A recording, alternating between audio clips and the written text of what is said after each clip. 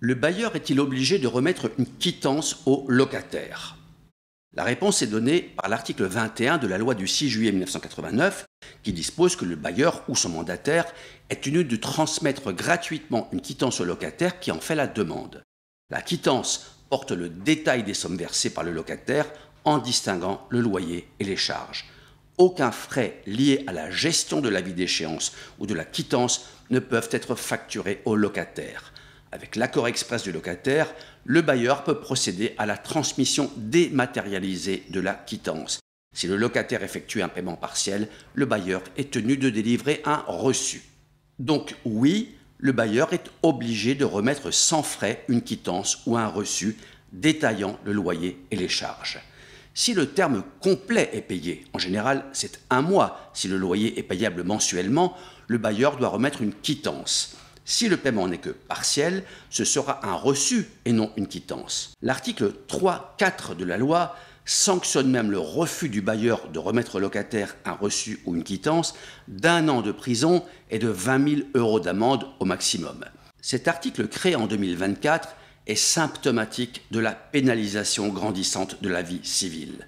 En droit du travail, en droit de la consommation, en droit de l'environnement, de la famille, en droit commercial, etc., partout, on prévoit des sanctions pénales sévères, alors que la justice, notamment répressive, est totalement sous-dimensionnée et incapable de faire exécuter ses décisions pour des faits autrement plus graves que la non-remise d'une quittance. D'ailleurs, la probabilité d'un classement sans suite d'une plainte pour non-remise d'une quittance est considérable, sauf peut-être en cas de récidive ou de mauvaise foi caractérisée. Si vous êtes locataire et que vous ne parvenez pas à vous faire remettre ou transmettre une quittance ou un reçu, vous pourrez bien entendu menacer votre bailleur de déposer plainte contre lui et lui indiquer l'article 3.4 de la loi de 89.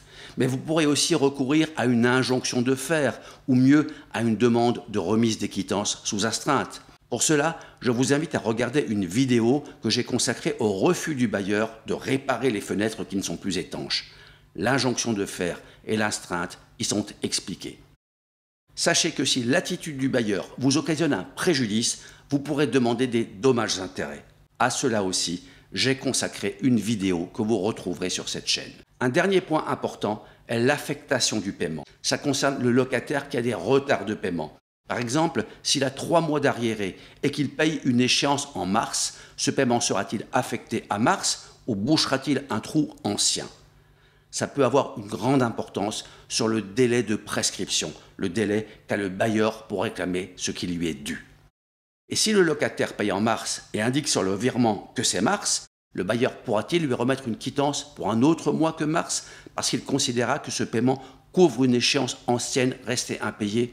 Pourra-t-il boucher le trou, pour employer une formulation que je ne recommanderais pas à un étudiant de droit? Ça peut devenir compliqué et ce serait un peu hors sujet. Mais à ce problème aussi, j'ai consacré une vidéo, non pas uniquement sur le loyer, mais plus généralement sur les délais qu'a le créancier pour réclamer son argent. En attendant, pensez à vous abonner pour être tenu au courant des prochaines vidéos. Merci de votre écoute et à bientôt.